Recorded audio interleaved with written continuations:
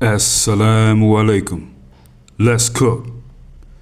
This situation with this guy, Michael Proctor, the state trooper out of the state of Massachusetts, it just confirms things that we already know. And this guy, Michael Proctor, is an example of the rule. He is not an exception to the rule. In law enforcement, he is this rule. Now, this guy right here, he got exposed for all the racially driven misconduct he's been into as a man of the law. Now, who is this Mayo monster? Now, Michael Proctor, he was a Massachusetts state trooper. He was assigned to the Norfolk District Attorney's Office. His job was working major case investigations, homicides, primarily homicides. Two of his cases became national news.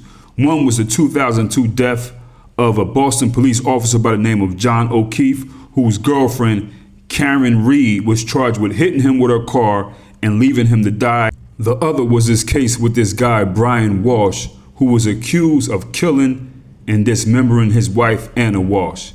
Now, this guy, Michael Proctor, was the lead investigator on this Reed case, specifically Karen Reed, okay? The woman who ran over her Boston police officer boyfriend and left him there to die. This state trooper, Michael Proctor, he was the lead investigator in one of the most watched murder trials in recent American history. So he's a TV guy, face was always on TV, but today he's fired, decertified, and named in a civil rights lawsuit. Let's get to it. Some of the situations that led to this state trooper investigator, Michael Proctor, getting the boot. So back in 2024, okay, this woman, Karen Reed. Now, Karen Reed is the woman who hit her boyfriend, John O'Keefe, with her car and left him there to die. Now, her boyfriend, John O'Keefe, who she killed, was a Boston police officer. So they charging this woman for this murder. Now, this state trooper, this guy, Michael Proctor, he's the investigator. He was called to testify. So when he took the stand, they made him read the text messages that he sent to friends, family, and fellow troopers during the investigation for this woman right here, Karen Reed. Now, the messages included him calling Karen Reed all kinds of derogatory names, commenting on her appearance, her medical condition, and he also sent a message to his sister telling his sister that he hoped that Karen Reed would kill herself. He did admit under oath that these texts were unprofessional, and this trial ended with a hung jury mistrial, okay? This woman walked. She beat these charges where they tried to hit her with killing her her boyfriend, who was a police officer at the time, with her car and leaving the scene. Now, this guy, he had to face consequences for these unprofessional text messages that they made him read in court because it was part of the trial. They're like, okay, well, let's read these messages you have in your phone, sir. So he had to do it. Now, for this, he was relieved of his duty immediately. He was suspended without pay pending an internal investigation. He faced a state police trial board across 3 separate hearings between January and March 2025. In March 2025, he was formally fired. The board found that his conduct created the appearance of bias towards a homicide suspect, and separately found that he'd driven his police cruiser after drinking at dinner. He appealed to get his job back through the state civil service commission.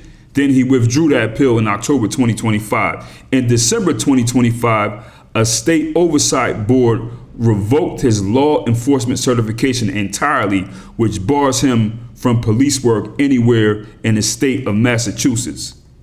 Now, here's what happened next in 2026. This woman, Karen Reed, who hit her boyfriend, who was a police officer, and killed him and left the scene, who just beat this trial, walked. She was acquitted of murder. Now she filed a civil lawsuit against the Massachusetts State Police and the town of Canton. Now, this is where the story really blows up. After this woman, Karen Reed, filed a civil lawsuit against the Massachusetts State Police and the town of Canton Police due to those nasty derogatory text messages that were read during her trial, her attorneys were able to obtain a much larger set of text messages between this Massachusetts state trooper investigator, Michael Proctor, and a former Canton police sergeant named Sean Good.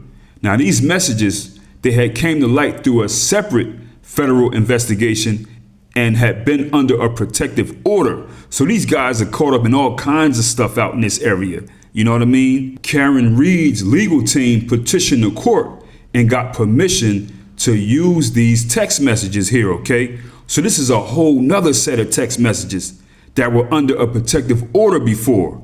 Now, according to her lawsuit, these messages between this Massachusetts State Trooper investigator, Michael Proctor, and his former Canton police sergeant named Sean Good, they had racial slurs and used all kinds of N-word, this, and that repeatedly. It had sexist and anti-Semitic remarks, references to planting drugs on suspects. One message, it was tied to a real-life multi-vehicle crash in Canton, where Michael Proctor told this other sergeant, Sean Good, not to rush to the scene because a black person was involved. State police leadership, they condemned these messages once they surfaced, and Sean Good, he resigned from the Canton Police Department due to this internal investigation, okay? So these guys are sending messages. He's like, you know, this is an accident right here. Something happened. He sends a message to this guy like, hey, no rush. It's a black person involved. Black person could be dying. Now, this is when it turns into an entire systemic problem. The Massachusetts Chief Public Defender called for a review of every case that this guy, Michael Proctor, and Sean Good were involved in, saying that these messages raise real concerns about fairness across multiple prosecutions, not just Karen Reed. One case that was already affected by this was the case of a young black man that was convicted of murder in 2021 by the name of Miles King. Now, this Massachusetts State Trooper, Michael Proctor, he investigated this. And now this young black man, Miles King, his legal team is seeking to have his conviction thrown out. His attorney is arguing that Michael Proctor's documented bias may have tainted this entire investigation. So they're like, hey, listen, man, anything that this guy was involved in, we can't trust anything that he says. We see what he's sending in these messages. This is the kind of mentality and attitude he has towards black people who he investigates. You know what I'm saying? So right now, Michael Proctor, the state trooper, he's fired, he's decertified. He's named as a defendant in this woman, Karen Reed, civil suit. She's trying to hit them over the head for a big bag of money, which she's going to get, you know, due to all this stuff going on and all these text messages. The other guy, Sean Good, he resigned from the Canton Police Department. And of course, again, Karen Reed, she was acquitted in her retrial, and she's pursuing a lot of money from these people. She's trying to hit the state of Massachusetts and its Canton Police Department over the head. And there are many criminal cases under review right now because these guys, Michael Proctor and Sean Good, were involved in them. And after seeing them nasty messages, they're talking about putting drugs on people, not responding to the scene because somebody's black, N-word this, monkey this, all this other stuff, okay? And this guy right here, Michael Proctor and Sean Good, these guys are a state trooper and a state trooper investigator and a local police sergeant.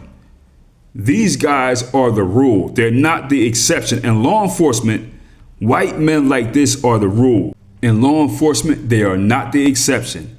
And then you have a bunch of Negro bootleg weaklings who also work in law enforcement who are just usually there to impress racist guys like this. So the problem with a lot of black people in law enforcement is they'll go harder and enforce things on the street or in other situations against their own people more because they know that they'll get more approval, that they'll be accepted more by these type of racist pigs, Sean Good and Michael Proctor. You know what I'm saying? That's just how it goes.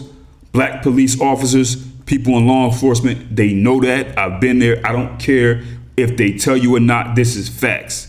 Now, are there a few good human beings, a few good guys that'll treat people just with a badge and a gun? Of course there are, but that's only a few, and that's the exception. That is not the rule, okay? Many of these guys go their whole career doing whatever they want to do, and they've never been challenged. People didn't see their text messages or things that are going back and forth between other officers.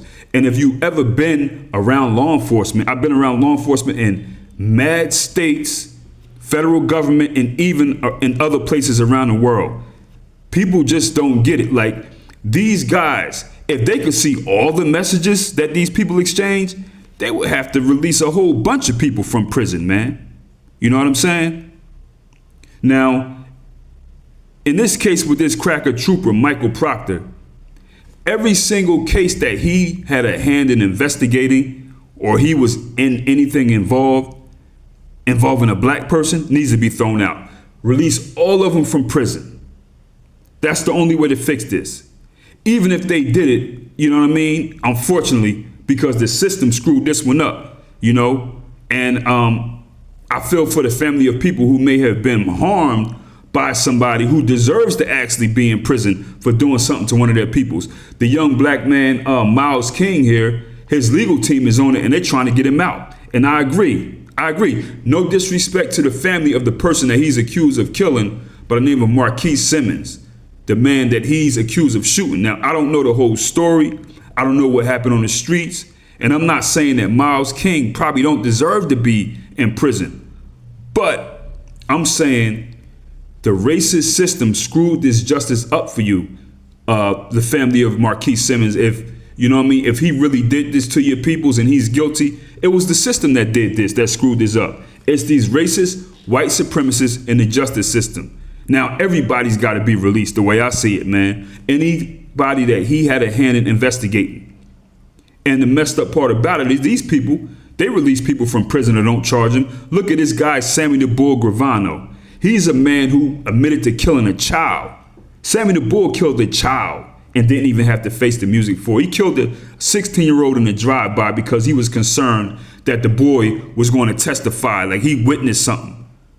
These are the type of people that they don't charge or they don't hold accountable for what they do. So when I see stuff like this happen, man, it does suck for the family of the people who know that somebody did something to their peoples who may be getting released due to these state troopers or these police officers and their racism and their misconduct. But they screwed the system up, man. And that's how it goes. Anyway, people get in the comments. Oh, I have to say thanks to you all who listen, like, share, and comment on the videos. Link down in the description to my masterpiece, The N-Word is No Secret in the Service, and also the email list so you know where the content is in case YouTube do their thing. You'll know how it goes. That link in the description down there, the email list, easy.